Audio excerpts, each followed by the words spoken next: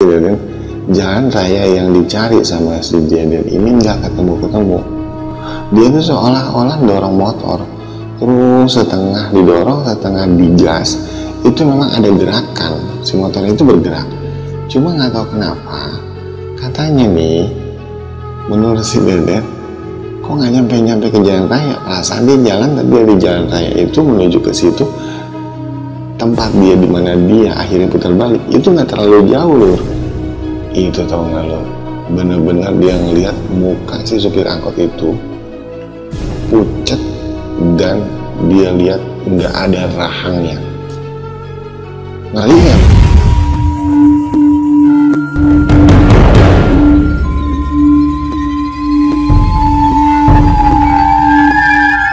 Assalamualaikum warahmatullahi wabarakatuh. Apa kabar sobat BP Channel? Gimana kabarnya? Semoga dalam kondisi sehat walafiat tanpa kurang suatu apapun ya. Nah, jadi gini loh. Ini ada satu kisah kiriman dari seorang akunnya yang minta disamarkan. Jadi sebut aja namanya Deden. Nah, si Deden ini belum lama ini lur, konon dia mengalami satu kejadian yang memang bisa dibilang kisah dia sendiri. Saat itu kisahnya Deden ini baru melakukan perjalanan melewati jalur jalan yang dinamakan Jalan Cijapati Bandung. Nah, Cijapati ini adalah satu jalan lintas yang membelah kota Kabupaten Bandung menuju ke Kabupaten Garut. Jadi konon jalan ini memang dari dulu sudah banyak makan korban. Jalan Cijapati ini sebetulnya benar-benar jalan yang enak dilewati, karena setahu gue pribadi nih lur, jalan Cijapati ini pertama aspalnya bagus dan jarang, seingat gue ya, beberapa kali gue belum lama gue lewat daerah situ, jalur itu tuh melewati apa namanya pemandangan yang sangat bagus dan juga memang pegunungan tentunya ya, juga bukit-bukit ya, keren lah sebetulnya sih menurut gue ya. Kalau di Bandung, Kabupaten Bandung itu dia nggak kalah lah dengan view-nya tuh dengan Pengalengan, Ciwidey. Cuma karena ini jalan lintas, jadi tidak secara khusus jalan ini adalah akses wisata, jadi hanya sebatas jalan lintas ya. Tapi ya lumayan ya, banyak beberapa titik spot di jalur Cijapati ini yang kalau memang siang, pagi, atau sore bahkan dinikmati oleh para muda-mudi untuk menikmati suasana di sepanjang jalur Cijapati ini. Nah, kembali ke cerita lur. Jadi suatu hari si Deden ini pulang kemalaman dari Garut ya, jadi mau menuju ke Bandung. Kebetulan ke rumah, akses rumah dia ini yang paling dekat adalah motong jalan lewat jalan Cijapati. Waktu itu menurut si Deden ini jalurnya ini yang mau dia lewati, memang dia udah pernah beberapa kali lewat situ, tapi siang. Dia belum pernah melakukan itu di malam hari. Nah, sebetulnya sih bisa-bisa aja dia muter lewat jalur normal, yaitu lewat Nagreg, terus masuk ke Cileunyi, dan juga, nah kebetulan si Deden ini kan naik motor lur. Jadi kendaraan roda 2 itu memang paling enak, mau lewat mana aja itu bisa. Artinya nggak perlu harus lewat jalur besar, jalur jalan tikus pun nggak masalah. Nah, kembali ke cerita. Jadi si Deden ini ceritanya dia mau coba nih, pengen melewati jalur Cijapati yang konon memang potong kompas atau potong waktunya itu cukup lumayan dibanding dia muter lewat jalur Nagreg maupun Cileunyi. Pada saat dia masuk dari belokan Neles atau Kedungora mau menuju masuk akses Cijapati tadi, waktu sudah menunjukkan waktu itu di pukul 19.00, artinya sudah jam 7 malam. Nah, dan kebetulan itu hari Kamis malam ya, malam Jumat. Nah, singkat cerita, entah gimana, pada saat dia masih di jalur Garut Kota itu, menurut Deden ini hari masih cerah. Artinya walaupun mendung, ada geledek-geledek kecil, tapi belum ada gemuruh itu menurunkan hujan gitu.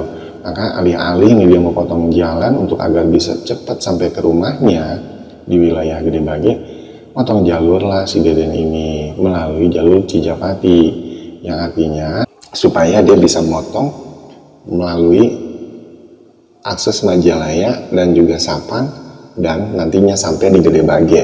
Tujuannya mungkin seperti itu lor. Cuma alih-alih karena mau potong kompas, ternyata setelah melewati jalur Cijapati, Deden ini malah mengalami beberapa kejadian yang aneh. Nah, pada saat dia masuk ke akses Cijapati, di awal dari masuk melalui akses Cijapati ini, jalur ini akan melewati tanjakan, kalau dari Garut ya lur, itu yang sangat panjang. Nah, tanjakan ini seperti kalau di Subang itu mirip-mirip tanjakan Emen. Nah, kalau di Cijapati gue nggak tahu namanya tanjakannya apa, tapi memang ini cukup lumayan panjang. Jadi pada saat dia melewati, si Deden itu melewati tanjakan itu, konon waktu udah menunjukkan jam 7. Dan jalur Cijapati ini memang cukup gelap loh. Lampu jalan di akses jalan itu, tapi lebih banyak nggak ada aksesnya di situ. Lebih banyak tidak ada lampu jalannya di situ, maksud gua. Yang hasil kan mau nggak mau lampu kendaraan lah yang jadi andalan dia untuk melewati jalur itu loh. Nah, singkat cerita, pada saat dia melewati tanjakan itu, memang dia bilang dia udah merasakan ada hal yang ganjil di kendaraan sepeda motor yang dia naiki. Menurut pengakuan Deden, motornya ini motor yang masih keluaran terbaru, dan nggak pernah dia merasakan motornya itu tenaganya seberat itu. Nah, itu kejadian kejanggalan yang pertama, dimana pada saat dia jalan, alih-alih dia juga pengen cari temen dalam pengertian adakah kendaraan lain di belakang yang bisa dijadikan untuk melintas bareng melewati hutan pegunungan di seputar wilayah Cijapati.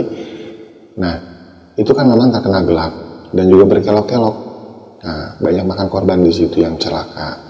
Nah, singkat cerita, setelah dia tunggu beberapa saat, ternyata nggak ada sama sekali kendaraan yang melintas yang arahnya berbarengan dengan dia.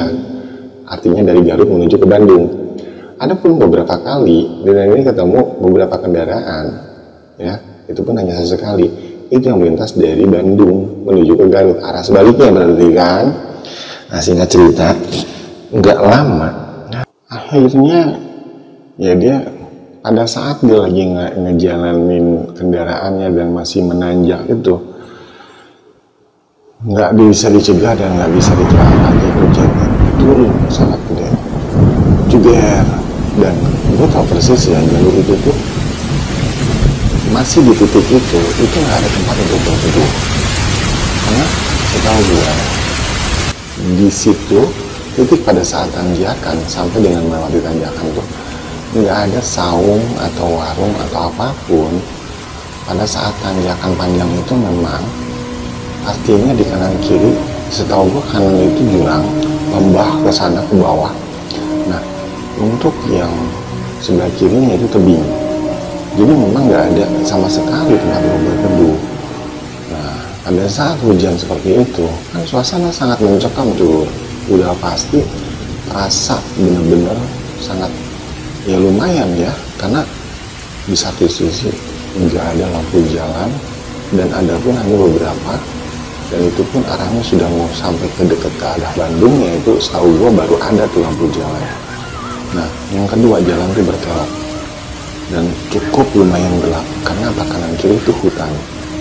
Nah, dia nggak nyangka nih pada saat dia melanjutkan perjalanan, ternyata dia ketemu kabut yang sangat tebal di situ. Nah, saat itu menurut pengakuan dia, sebetulnya itu masih belum terlalu malam, kurang lebih sekitaran kisaran jam 7:30 menurut dia. Nah, tapi dengan kondisi di tubuh dia yang sudah cukup basah kuyup dan di depan itu jarak pandang itu juga sangat terganggu dengan kabut yang cukup tebal. Hasil mau nggak mau dia tetap melanjutkan perjalanannya walaupun dengan kesendiriannya dan juga berbekal hanya nekat dengan cahaya lampu kendaraannya. Dia terus menyusuri jalan Cijapati itu. Entah menurut Deden di kelokan yang keberapa si Deden ini motornya itu benar-benar sangat berat dan hanya harus berhenti dan gak mau bergerak. Nah, menurut dia saat itu melihat ada pertigaan tuh jadi gini lur, itu sebetulnya bukan pertigaan, itu akses menuju ke desa tempat dimana ada Curug Cibuni Racun. Curug Cibuni atau Cibandi Racun itu memang selepas dari tanjakan di akses bawah Cijapati Leles itu memang nggak terlalu jauh akan ketemu satu jalan akses dari satu desa di mana desa itu ada Curug Cibandi Racun. Nah, curugnya cukup bagus dan gue pernah ke sana dan pernah juga gue bahas di video sebelumnya yang udah berapa lama di channel ini juga. Nah, itu memang ada jarak dari tanjakan yang nggak jauh dari situ, itu ada satu akses. Nah, di situ menurut dia entah kenapa dia melihat ada satu bapak-bapak di pinggir jalan yang katanya pakai payung. Nah, dia nanya, dia otomatis dia nak berhenti kan, si Deden ini nanya ke bapak-bapak itu. Dan kebetulan ternyata kakek-kakek lur. Ki, kata si Deden nanya ke kakek-kakek itu, mohon maaf, di depan apakah ada bengkel katanya. Si kakek-kakek itu ngeliatin sejenak, nggak langsung ngejawab. Nah, dia bilang, dia nggak geleng, nggak ada katanya. Tapi kalau misalnya memang motornya mogok, dia boleh, maksudnya ke si Deden ini, boleh masuk ke rumahnya dulu berteduh untuk sekedar istirahat. Nah, hasil daripada dia tetap nekat melanjutkan perjalanan dan motornya jebol atau rusak bertambah parah, masuklah si Deden ini ikutin si kakek-kakek itu menuju ke arah desa, menuju ke dalam ke arah di desa di mana tempat kakek itu tinggal menurutnya. Sebelum kita lanjutkan videonya, bagi sahabat yang masih bergabung dan belum subscribe, silahkan subscribe dulu ya, dan jangan lupa di like. Nah, sambil motornya itu agak didorong tapi dihidupin lur, yang memang konon waktu itu Deden bilang itu udah lumayan cukup berat. Nah, menurut si Deden ini, gue nggak tahu kenapa katanya motor gue kok tumen-tumenan berat, padahal belum lama di tune up, belum lama di servis ke bengkel, tapi kok tiba-tiba seperti yang nggak ada tenaga gitu. Hasil begitu dia ngeliat nggak ada apa-apa, terus juga dicek juga sambil dia dorong gitu motornya, nggak ada hal-hal yang aneh, dia sontak ngeliat ke depan, dia bingung. Nah, dia ini bingungnya kenapa? Kakek-kakek yang ditanya, yang diikutin tadi jalan sama dia dari belakang itu nggak ada lur, nggak ada. Jadi dia bingung, yang dia lihat di sekeliling itu semak belukar dan dia berada di rimbunan pepohonan di tengah-tengah semak belukar dan di tengah-tengah kegelapan malam. Dan sekali lagi dia masih nekat dengan hanya mengandalkan cahaya sorotan lampu motornya yang masih dihidupin. Otomatis kan sambil dia dorong, si Deden ini bingung kemana. Dia panggil sempat tuh, Ki, gitu, sambil tengok kanan kiri, nggak ada. Dia bilang, aduh, kemana sih kakek itu tadi? Hasil mau nggak mau dong, si Deden ini nggak akan melanjutkan perjalanan ke arah sana. Muter baliklah ceritanya dia, Lur. Begitu si Deden muter balik untuk mendorong motornya dan kembali ke jalan raya, entah kenapa menurut si Deden, jalan raya yang dicari sama si Deden ini nggak ketemu-ketemu. Dia tuh seolah-olah dorong motor terus, setengah didorong setengah digas. Itu memang ada gerakan, si motor itu bergerak, cuma nggak tahu kenapa katanya nih menurut si Deden kok nggak nyampe ke jalan raya. Perasaan dia jalan, tapi dia di jalan raya itu menuju ke situ tempat dia dimana dia akhirnya putar balik itu nggak terlalu jauh, Lur. Tapi dia aneh, kok nggak nyampe menurut dia begitu. Nah akhirnya alih-alih dia udah mulai curiga dan semua pikiran yang ada di benaknya itu udah macam-macam. Dia baca-baca lah istighfar, dia baca-baca wirid apa segala yang dia mampu. Nah, suasana udah agak tenang. Nggak tahu kenapa ajaib, Lur. Motornya itu ternyata bisa lagi digerakin. Artinya pada saat digas, kok bisa gitu loh. Bisa lagi jalan. Nah, tanpa pikir panjang, naikin lah tuh motor. Akhirnya dia ngelanjutin perjalanan. Sambil dicari tuh jalanan aspal yang tadi dia. Ternyata itu dia udah masuk ke dalam tuh jauh sekali. Menurut si Deden. Ketemu sih si jalan aspal rayanya itu yang menuju tempat dia tadi di jalan Cijapati Raya itu. Nah, begitu ketemu tapi dia aneh. Kok jauh banget, perasaan dia jalan kaki tadi gak begitu jauh. Ikutin si kakek-kakek itu. Itu. Nah, begitu dia lanjutin, udah terus aja. Di depan, pada saat dia ngejalanin motor itu agak kenceng, entah kenapa, di depan dia seperti ngelihat ada satu angkot. Tapi anehnya, angkotnya kosong. Kosong, Lur, nggak ada penumpang. Cuma jalannya juga pelan. Dia bingung nih, ini angkot pelan, tapi kok jalannya pelan, tapi kok kosong nih. Karena apa? Kalau di angkot itu kan pasti ada pencahayaan lampu ya. Nah, tanpa curiga akhirnya si Deden ngambil ke arah kanan untuk bermaksud menyalip si angkot tadi. Nah, dia agak kesel sama si angkot tadi. Dia ngeliat lah itu ke supir angkotnya itu. Nah, supir angkotnya itu ternyata, Lur, dia ngeliat itu mukanya pucat dan pandangannya itu kosong ke depan. Karena kan ya, pada saat si Deden nyalip si angkot itu, dia nyalip begini, dia dekat banget dong posisi mata dia tuh ngeliat ke supir angkotnya itu pastinya jelas. Itu tau gak lo, bener-bener dia ngeliat muka si supir angkot itu pucat dan dia lihat nggak ada rahangnya nih. Hasil mau nggak mau di situ setengah kaget setengah nggak percaya, tancap gas itu si Deden sengebut-ngebutnya.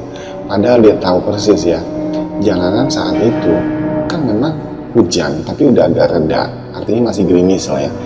Kondisinya si aspal itu kan bahaya, pasti licin kalau untuk kendaraan roda 2. Cuman dia udah nggak mikirin lagi ke situ, dia ngebut sengebut-ngebutnya.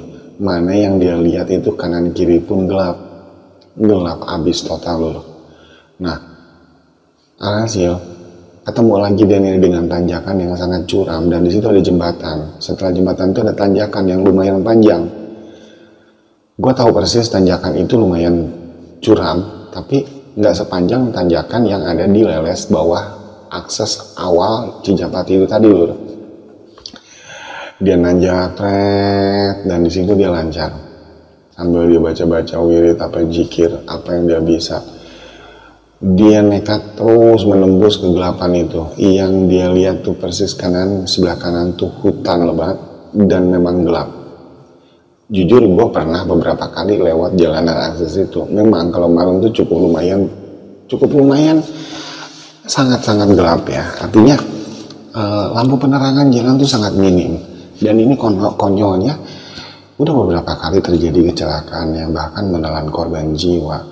Gue anehnya sama Pemda setempat itu nggak tahu kenapa nggak dipasangin lampu jalan atau memang ada kendala vandalisme atau gimana, walau alam lah ya. Tapi memang pada saat dia menyusuri jalan itu sangat benar-benar gelap. Sampai dia nyaris pada saat ada belok, itu kan jalurnya itu kadang-kadang beloknya patah kanan kiri. Gua apa banget tuh jalur Cijapati itu beberapa kali. Kalau siang memang bagus, pemandangannya, view-nya oke banget. Tapi kalau malam itu cenderung malah justru lebih bahaya. Kenapa bahaya? Kalau orang yang nggak apa medan di jalur itu, ya pastinya banyak kan jadi kejadian kecelakaan. Makanya kalau pakai roda 4 masih agak aman, dipantengin lampu jauh itu masih kelihatan. Tapi kalau roda 2 ini yang di tengah-tengah gerimis apalagi habis aspal diguyur hujan itu pastinya agak licin. Nah, singkat cerita, terus saja memacu kendaraannya sampai akhirnya udah sampai ke atas di puncaknya Cijapati itu ada banyak warung lur. Ada banyak warung dan dia berniat untuk istirahat dulu dengan penuh rasa ketakutannya itu tadi.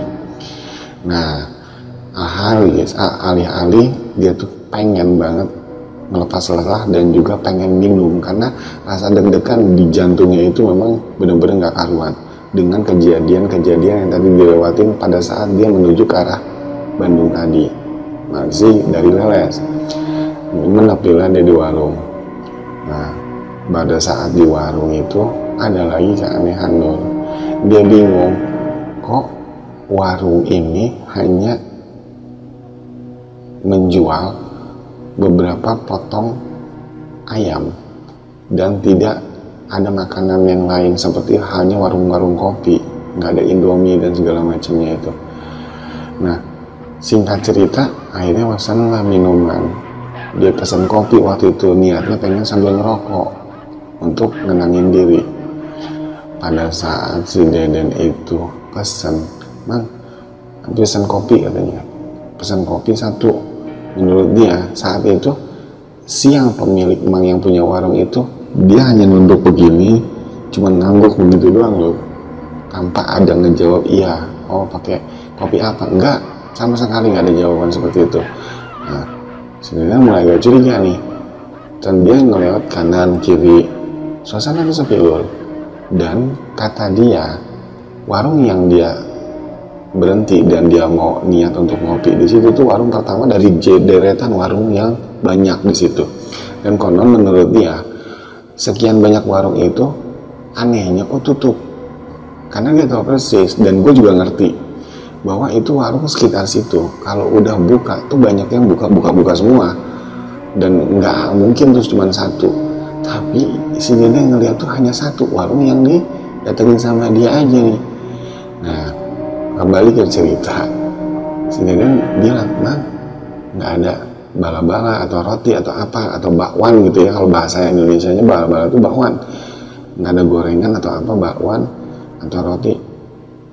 Sekali lagi si Emang pemilik warung itu cuma ngegeleng begini doang, nggak ngejawab, nggak ada gitu, nggak sama sekali nggak. Dia makin curiga nih lur. Nah, hasil dia tegasin lah, "Mang, ada rokok nggak?" Dijawab lagi dengan gelengan gitu. Nah, diam-diam si Deden dia baca-baca lagi nih, dia baca entah ya kursi, dia baca-baca Al-Quran yang dia hafal sambil dipandangin aja si Mangnya itu, dipandangin, ditegasin.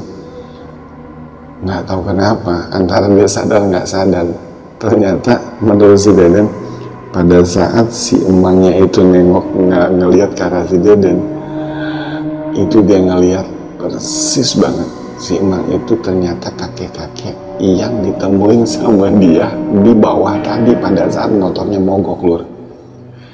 Alhasil itu karena mukanya sama persis, pucat dan juga mirip banget antar perpaduan si kakek-kakek tadi sama si emang yang punya warung ini, itu hanya beda di baju katanya.